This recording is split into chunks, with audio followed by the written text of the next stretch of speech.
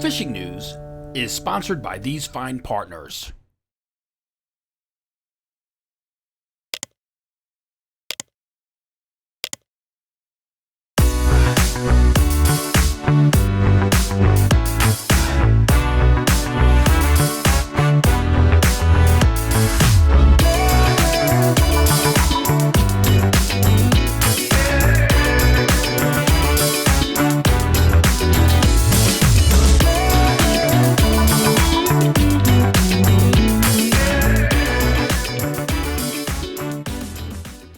It's the week of November 6th, 2023, heading into Veterans Day weekend on Saturday the 11th. To those who served, God bless and thank you for that.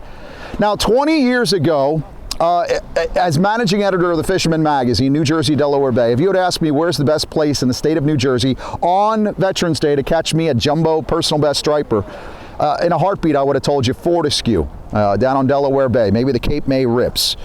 Then it was roughly 20 years ago, at the same time, that New Jersey banned the bunker reduction boats, omega protein, from operating inside 3 miles. So what that has left us with in all this amount of time, acres and acres and millions of bunker moving up and down the beaches. Peanut bunker coming out the inlets and the adults and the cupcakes coming down the beach.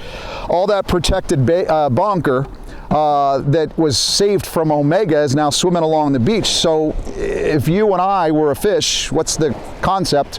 Why leave fish to find fish?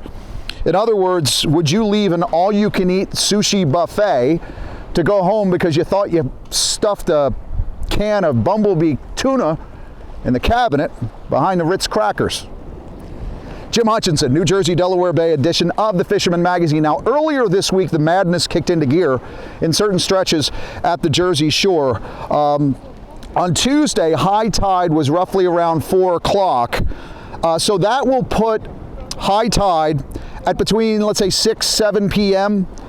This Saturday and Sunday, November 11th and 12th. So with the marine weather forecasting that we look ahead towards this weekend, yeah, it looks like it's shaping up for a little bit of bunker busting. Midweek, NOAA showed northwest Thursday into Friday morning, stiff westerlies with the wind at your back on Friday, then northwest Friday into Saturday. So yeah, that looks really enticing to me. So I've been talking about this for weeks. I wanted to set up with a blitz behind me, and I can tell you this, there are periodic blitzes here in different areas of New Jersey. Where, pray tell, is this? Where is John throwing this spook and hooking up? And I hope you catch him hooking up a couple of times while I'm here. Where am I? Well, as typical this time of year, it's somewhere north of Atlantic and Cape May County, right? That's why I'm bumping into so many folks, friends of mine from South Jersey, coming up to experience what we've got in the top half of the Garden State. But out of respect to the folks that have found this bite, and it's not shoulder to shoulder, but there's fish here, I really can't tell you exactly where I am, but I can advise you of this. You just got to get out and find it. Consider this for a moment, right? Beach buggy access in the Garden State pretty much stops Central Jersey at Brick Township. North of there's no buggy access. So far, folks aren't running up and down the beaches. There are some beach buggy permits, I'm sure, still available in the southern part of the state.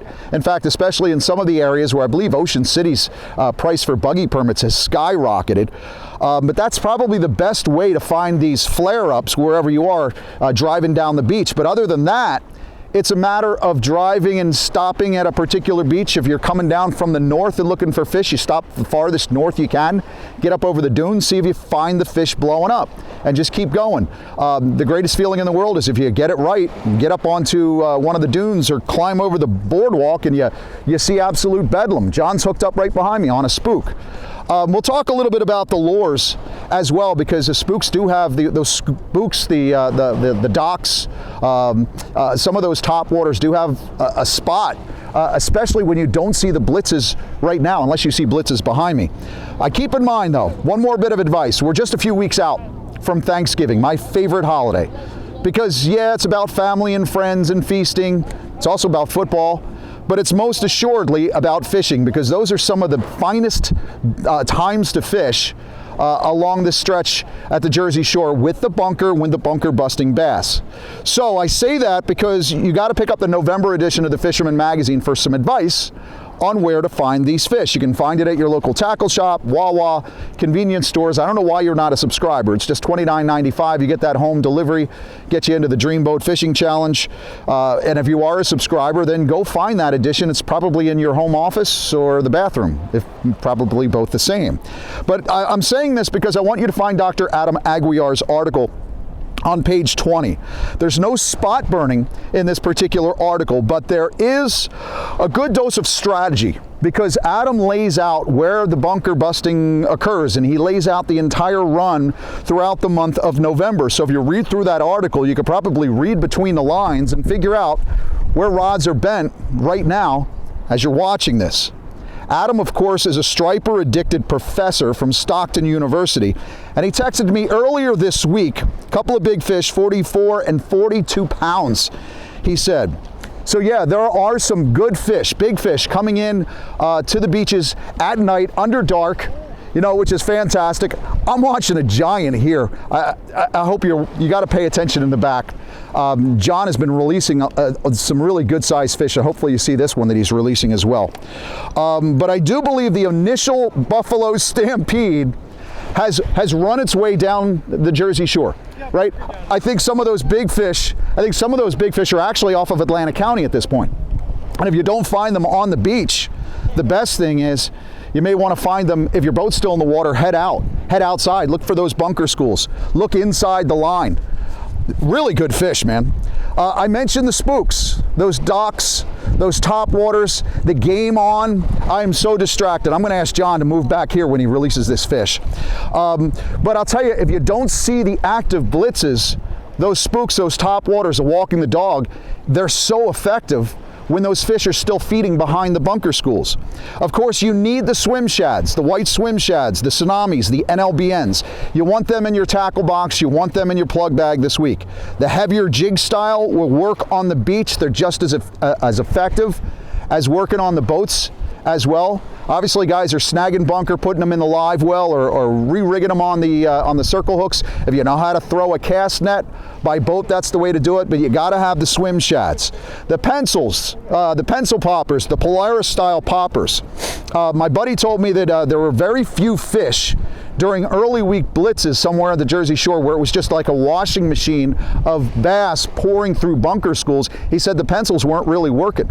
He said that's where the metal lips were getting the job done. So you want to make sure that you get those metal lips as well, but you need a couple of pencils and a couple of Polaris, especially if you're trying to cast on fish that are way out, right? So they have to be in your bag. Then I mentioned the metal lips, right? And those spooks and gliders. Sometimes these stubby little metal lips are the best tip for success. I talked to Scotty Lex earlier this week. He was boat fishing before he was surf fishing. He said the best bite in these bunker schools off the central Jersey coast, metal lips. Nice steady retrieve. If you're throwing metal lips, it's a lot easier if you have that softer tip, that floppier tip rod. So if you've got a couple of them, but if you plan on throwing the metal lips, you want that softer tip. They're also great for throwing the smaller plastics as well. I love the single lines, or the swim shads, because I'm an idiot and they're idiot proof, but they're also single hooks. Right, a lot safer for release, and personally, I try to tamp down every treble or every barb on every treble in my bag. And to be honest with you, it's as much about my safety as it is with the fish. But with the single hooks, you don't necessarily have to worry about the barb. But I'll tell you, if you're throwing those trebles, you want to do that. And like John here, spend some time with your release. Right, try to keep them away from the dry sand, keep them along the wet sand. If you're getting into these blitzes, you're talking about a dozen or more fish in a melee, easily. So you want to be as careful as possible. And like I said, I think that initial buffalo stampede down the beach has finally put some jumbo fish within reach, for boaters especially, in Atlantic County at this point. So if you're waiting for someone to tell you to hop on a boat and let's go give it a shot, just do it. There must be some good solid striper action out there someplace for those who look. I did hear from a subscriber earlier this week, Jesse Hewitt this week, a 44-pounder caught and released at Island Beach State Park. I believe this was sometime last week. So yeah, more sizable stripers sliding down the coast at this point. Merrill Parsegian got a good one by boat. That too was off of Island Beach a few days back. She said, quote, "Gotta love those November grays. It is a beautifully scenic time of year here at the Jersey Shore, and just a great time if you're chasing those stripers around as well. In fact, I did enjoy a beautiful sunrise this past Saturday morning. Offshore winds running the beaches at Brick. My brother Braden from Ocean City, tired of fishing at Corson's, he came up. South Jersey field editor Anthony Califano, he came up, but we're hunting those brick beaches, driving in a buggy, and we had one good shot in the morning, but for the most part, it was just off the beach. The boaters did better. In fact, somewhere in that Central Ocean County fleet where I was looking at them off the beach, my neighbors, Harold and Alessa. That's Alessa on the right with her friend Alex, a 43-incher. That was Saturday afternoon. Their very first, worked as a team to enjoy this great catch. Well done, ladies, well done. There's another lady I know, hardcore fisherman. She hits the grounds pretty hard every single week. Jenny Ackerman, on this week's open boat, Jenny runs through some of the apparel considerations for the next few weeks. Not just ladies apparel, but guys stuff too that you want to be wearing along the beach, because as we get into December, especially, I'm looking ahead at the weather forecast, a low of 35 to start the morning this Saturday. So let's keep warm during the hottest time of year at the Jersey Shore and hop aboard Open Boat. Hi everyone, welcome to this week's Open Boat. Today we're going to be talking about extending your fall run season. Now a lot of guys, they'll throw in the towel after Thanksgiving, and depending on what bait is around, if bass are still around, you can extend your season almost to the new year. So today we're going to be doing a little fall run fisherman fashion show where I'm going to go through everything that I wear to stay warm. And you got to think, if you're sitting out there in a 72-hour soak, you got to be in the proper apparel to stay warm and stay focused on catching a trophy bass. All right, so first up, you got the good old waders. So some people have the neoprene waders. Frog Togs, these aren't neoprene, so they're a little light.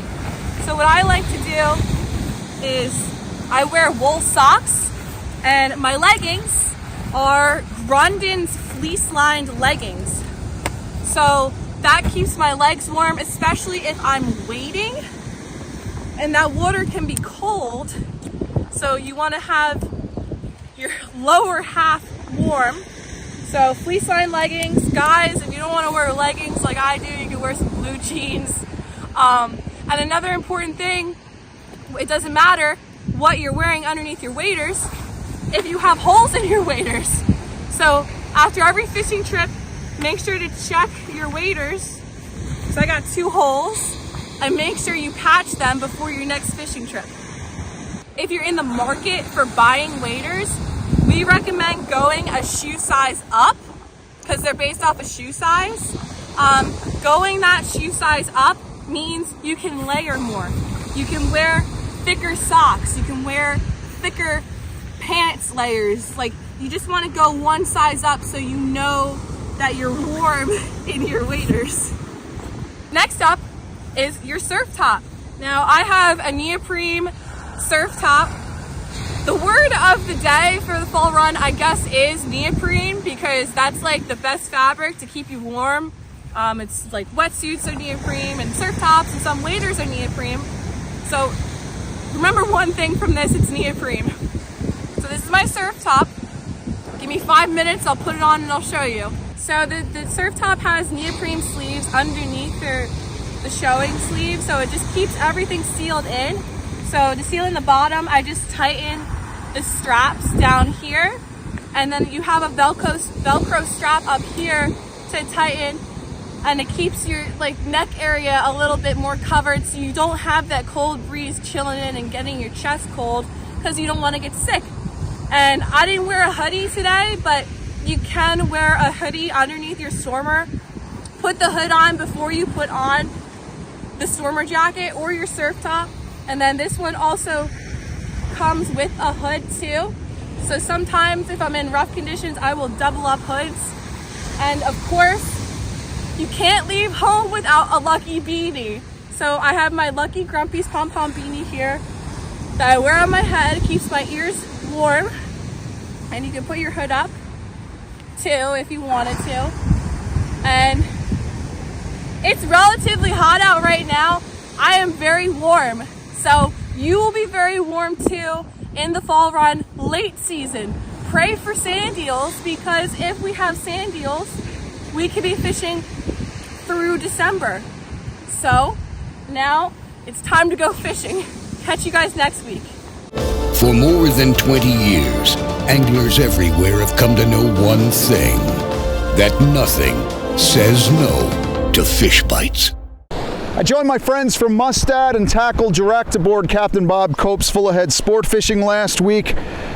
We, of course, found the structure, found some good black sea bass in about 130 feet of water. We are trying out the brand new Alpha Point Mustad assist hook jigs on Ocean Tackle International jigs themselves with Mustad gear, loaded up with black sea bass and porgy, but lo and behold, Freddie Haas kind of ruined the entire trip because we all had to pull our lines in. He spent an hour light tackle and a 150-pound estimated sand tiger shark from somewhere offshore. I'll tell you what, those little size 1, size 2 Mustad assist hooks, fantastic. If you want to see the video, the full video, it is in the Thursday email alert that you got this week. It's also posted in the description here at our YouTube page. Go check that out. As a reminder, black sea bass, New Jersey, of course, went up to 15 fish. As of November 1st, you got that 12.5-inch size limit. In Delaware, it's a 13-inch size limit, same 15 fish bag. While if you're fishing in the New York Bight and going over into New York waters, don't forget, New York, 16.5 inches, and right now it's just 6 per angler. Sorry about that, my friends. But New Jersey is also back in blackfish next week, Thursday, November 16th. We go up to a 5 fish bag limit, 15-inch size limit in New Jersey. Hot time of year, of course, for these party boats, head boats, the charter boat captains, heading out to those reefs, wrecks, and snags in search of tautog all the way through December and, of course, January and February as well. But if you haven't reserved your spot on your favorite boat starting November 16th, make sure you do so. Those spots are going to fill up rather fast. Now, at this point, though, before we go up to the 5 fish bag limit, we're at 1 right now. We're really getting some great reports on the jetties throughout New Jersey, all the way along the stretch. The jetties, the bulkheads, some of those canal railings, of course, as well. The Long Beach Island Surf Fishing Classic a couple of years ago added blackfish to that tournament leaderboard. You still have time. That tournament goes on through December 10th. It's just $30, $15 for kids. Bayside Dave, he shows us, hey, yeah, he checked in his tog at Surf City Bait and Tackle. I know that's not his first. A lot of tog weigh-ins there at Surf City Bait and Tackle. Sand crabs, or sand fleas, greenies, fiddlers, you find whatever crab. I wish I'd had a chance to get up to the boardwalk and clear them out on the hermit crabs this season.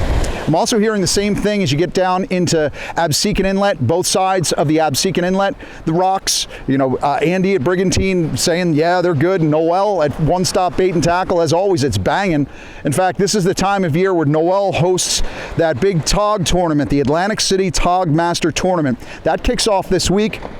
It runs from November 10th through the 24th. Stop by One Stop and check that out. Another tournament to tell you about, I talked about it last week, Captain Dave at Absecon Bay. He's got that $10,000 Back Bay Battle Striped Bass Tournament. That's this weekend. That's a heck of a lot of money for those Outback Stripers. But stop into Absecon Bay and find out about that tournament. Goes on Sunday. The captain's meeting is on Saturday. Outback Stripers, fantastic throughout the Garden State, but especially as you get down into South Jersey. Well, we're looking at these periodic blitzes of some pretty big fish out off the upper half beaches down into Atlantic and Cape May County. Most of the action has been in the back, but I'm sure there's some striped bass inside the line down there at this point as well. As we head down across the bay into Lewis Harbor, the folks at Lewis Harbor Marina have their annual tog tournament kicking off next week as well. We're getting plenty of great reports from the boats that run out of Lewis Harbor, the JC2, the Katy did, so it's fantastic action down there. And of course, all eyes are on the horizon to the north and to the east, looking for the bass busting and seeing if it's going to happen down on the Delaware coast and South Jersey as well.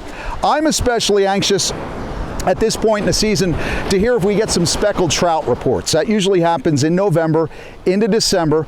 If you want some tactics on targeting those speckled trout, it's a big Cape May County thing this time of year, but you can go over to thefisherman.com, look for Frank Rosinski's articles. He's got a couple of them, but just look up speckled trout. Use that little magnifying glass on thefisherman.com. Check out his article.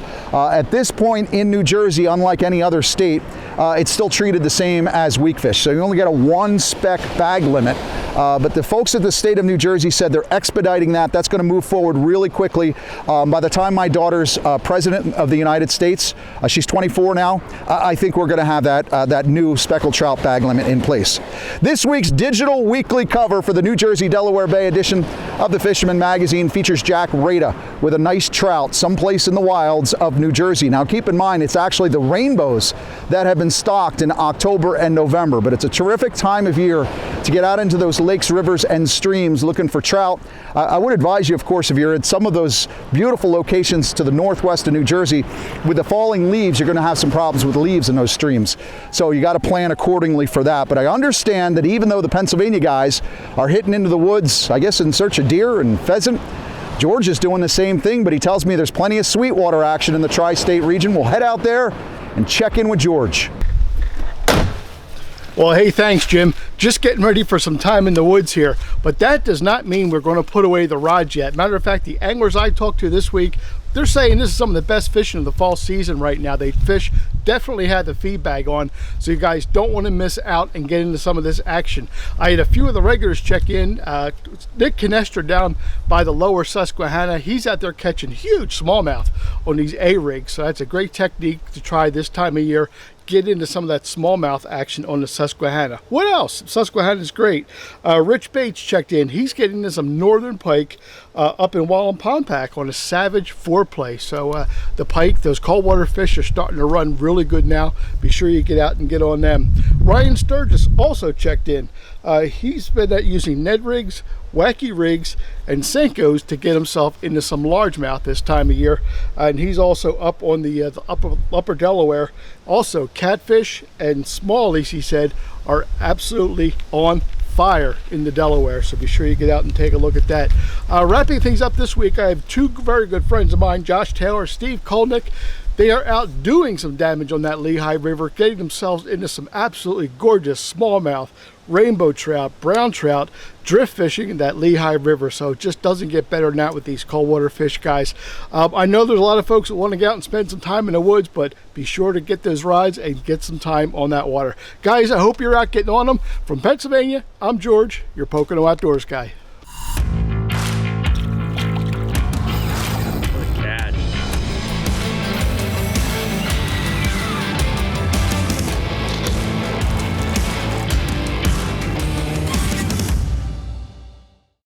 From the Pocono Mountains to the Pacific coast of Costa Rica, let's check in with Captain Ben, Jackpot Sport Fishing out of Marina Pez Vela in Capos. Guys, how's it going? This is Ben Gilmore from here in Costa Rica and the Marina Pez Vela. Guys, this week we got our first tournament of the new fishing season. It's the Dorado Derby happening this Saturday. We can't wait for that one. Guys, really simple format. All you got to do is catch the biggest Dorado. Right now we got almost 40 boats registered. In previous years we've had more than 50 fishing, so it's going to be a great weekend here. We'll be out there looking for that 50-pound Dorado and going for the win. Right now we have our Dorado Derby in November because it's peak Dorado season. Only yesterday I caught 15 Dorados out there. We got a sailfish as well yesterday, and there's been some really nice yellowfin tuna schools further offshore. Lots of tuna in the 20 to 50-pound range out there. Quite a few sailfish turned up in the last week, and there's a few blue and black marlin showing as well. Inshore's been a little bit slow. We've had quite a bit of rain, so the water's a bit murky close to shore, but the roosterfish, snook and snapper should get better in the next couple of weeks. So we'd love to see you guys down here in Costa Rica. This is Ben Gilmore checking out here in Costa Rica. So what the heck are they building in there at Island Beach State Park? I keep hearing about the sewer work. So is that really what it is? Is this a remnant of Orsted's work? Is Orsted still doing work at Island Beach State Park or in Ocean City? I'm getting conflicting news and information. But I do have an inquiry into the New Jersey Division of Fish and Wildlife and the NJDEP press office. They're slow walking and jive talking. Hopefully I'll find out what exactly that is in Island Beach State Park before I die. Thursday, November 9th, I hope to see you at the Flanders Hotel in Ocean City. That's a fundraiser for Protect Our Coast, New Jersey. If you're a fan of industrial offshore wind, I won't see you there. But if you're a skeptic and you've read the details and you understand what impacts EMF from all that undersea cable will have or could have on summer flounder migrations, if you heard what NOAA said that, hey, listen, it's going to affect our trawl surveys, we're not going to be able to know exactly how many fish there are, so that's going to lead to more precaution. More precaution means the lower quotas. You're going to fish for fewer summer flounder because of industrial offshore wind. That's what I'll be talking about Thursday night. You can find out details at protectourcoastnj.com.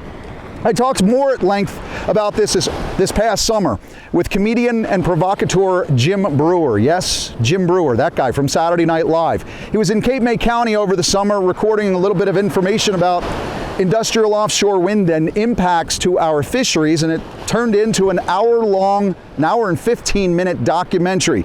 You can find that on YouTube by looking for Jim Breuer's Bruniverse. It just got posted this past week.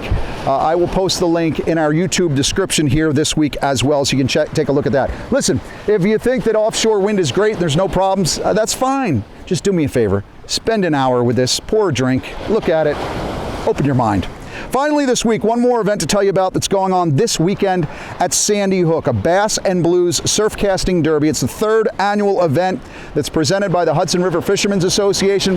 If you're going to be up there fishing anyway, you might want to participate in the contest. If so, you can call Michael Sardinas at 201-232-5988. So what have I missed? What do you see behind me? I see them busting out here, and I've been watching them bust out of here on the corner of my eye. I see them exploding here.